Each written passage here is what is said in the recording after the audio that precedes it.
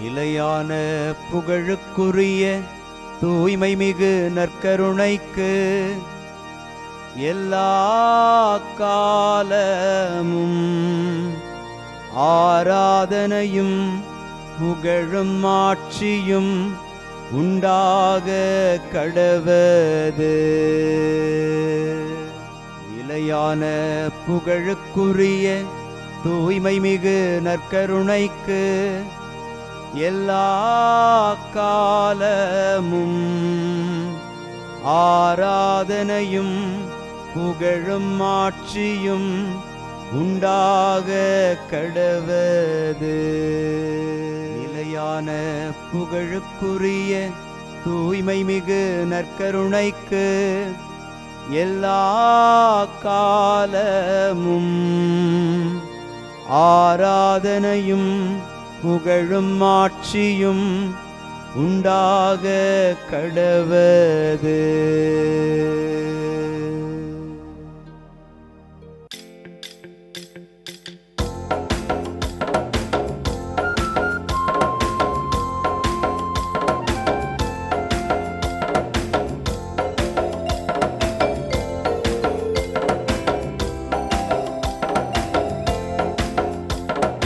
அரியணையில் வீற்றிருப்பவரே, உமக்கே ஆராதனை. ஆட்டுக்குட்டியானவரே, உமக்கே ஆராதனை. அரியணையில் வீற்றிருப்பவரே, உமக்கே ஆராதனை. ஆட்டுக்குட்டியானவரே, உமக்கே ஆராதனை. ஆண்டவருக்குள் பிரியமான சகோதர சகோதரிகளே, இன்று மே மாதம் 3ஆம் தேதி சனிக்கிழமை. தாய் திரு அவை புனிதர்களான பிலிப்பு, யாக்கோபு திருத்தூதர்களின் விழாவை கொண்டாடி மகிழ்கிறது. யாக்கோபுக்கும் அதன் பின் திருத்தூதர் அனைவருக்கும் ஆண்டவர் தோன்றினார் என்கிற திருத்தூதர் பவுலினுடைய வார்த்தைகளை நாம் வாசித்து தியானிக்கிற போது, கடவுள் அவருடைய சீடர்களுக்கு தன்னை யார் என்று வெளிப்படுத்துகிறார். நீங்களும் சீடர்களாக மாற விரும்புகிற போது கடவுள் அவருடைய திட்டத்தையும் அவருடைய திருமுகத்தையும் உங்களுக்கும் வெளிப்படுத்துவார். மன்றாடி அவருடைய கிருபை நமக்கு வெளிப்படுத்தப்பட ஜெபிப்போம். படைப்புகளின் அறிக்கை உலகெங்கும் சென்றடைகின்றது. படைப்புகளின் அறிக்கை உலகெங்கும் சென்றடைகின்றது. இன்று திருப்பாடல் 19 நமக்கு அருளப்பட்டிருக்கிறது. படைப்புகளின் அறிக்கை உலகெங்கும் சென்றடைகின்றது என்கிற இந்த பல்லவியை நாம் பாடி புகழ்கிற போது, படைப்புகள் ஒவ்வொன்றும் அதனுடைய நிலையில் கடவுளை அறிக்கை செய்து கொண்டே இருக்கிறது. படைப்புகளினுடைய அறிக்கை ஒரு இடத்தில் இருப்பதல்ல, அது கடந்து செல்கிறது, உலகெங்கும் சென்றடைகிறது. நாமும் கூட மனித பிறப்பினுடைய உச்சத்தில் ஆசீர்வாத கிருபைகளில் நிறைந்திருக்கிறோம். நாமும் கடவுள் நம்மை படைத்த அந்த படைப்பின் ஆழமான அந்த நிலையை உணர்ந்து அறிக்கை செய்து கடவுளை மாட்சிப்படுத்துவோம். படைப்புகளின் அறிக்கை உலகெங்கும் சென்றடைகின்றது. படைப்புகளின் அறிக்கை உலகெங்கும் சென்றடைகின்றது. திருப்பாடலின் வரிகள் சொல்லுகிறது, ஒவ்வொரு பகலும் அடுத்த பகலுக்கு அச்செய்தியை அறிவிக்கின்றது. ஒவ்வொரு இரவும் அடுத்த இரவுக்கு அதை பற்றிய அறிவை வழங்குகின்றது.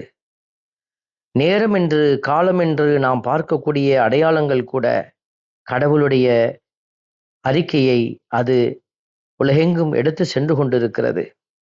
ஆண்டவருடைய பிள்ளைகள் நாம் வாய்மூடி செல்ல அல்ல, கடவுளுடைய திட்டத்தை வெளிப்படுத்த அழைக்கப்படுகிறோம் என்பதை உணர்ந்து பயணிப்போம்.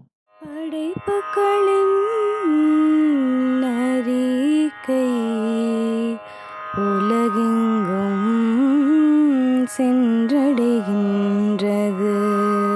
படைப்புகளின் அறிக்கை உலகெங்கும் சென்றடைகின்றது. திருப்பாடலின் வரிகள் நமக்கு உரைக்கிறது, அவற்றிற்கு சொல்லுமில்லை, பேச்சுமில்லை, அவற்றின் குரல் செவியில் படுவதுமில்லை, ஆயினும் அவற்றின் அறிக்கை உலகெங்கும் சென்றடைகின்றது.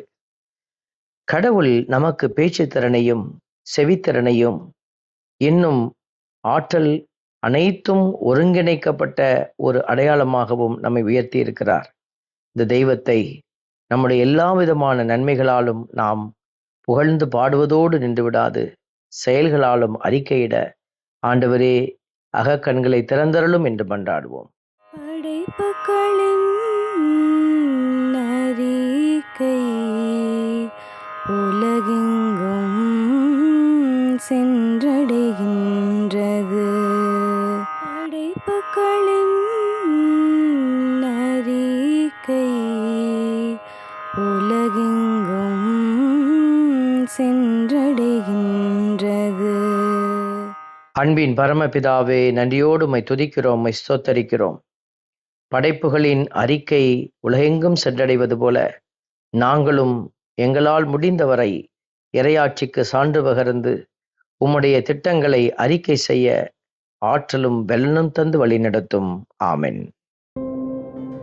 வல்ல இறைவன் தந்தை, மகன், தூய ஆவியார் உங்களையும் உங்கள் குடும்பத்தையும் நிறைவாய் ஆசீர்வதிப்பாராக.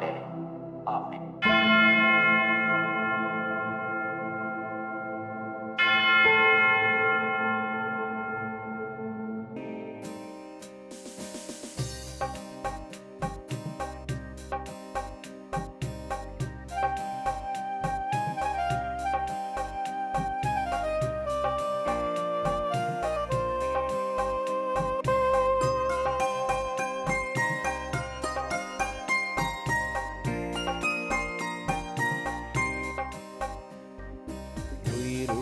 தெய்வமே ஆராதனை, உன்னத தெய்வமே ஆராதனை, உயிருள்ள தெய்வமே ஆராதனை, உன்னத தெய்வமே ஆராதனை, காண்பவரே காப்பவரே ஆராதனை, காண்பவரே காப்பவரே ஆராதனை, என்னை படைத்தவரே மீட்டவரே ஆராதனை, என்னை படைத்தவரே மீட்டவரே ஆராதனை, உம்மை அன்பு செய்கின்றேன், உம்மை நம்பி வாழ்கின்றேன், ஆராதனை ஆராதனை என்றும் உமக்கே. உம்மை அன்பு செய்கின்றேன், உம்மை நம்பி வாழ்கின்றேன், ஆராதனை ஆராதனை என்றும் உமக்கே. உயிருள்ள தெய்வமே ஆராதனை, உன்னத தெய்வமே ஆராதனை.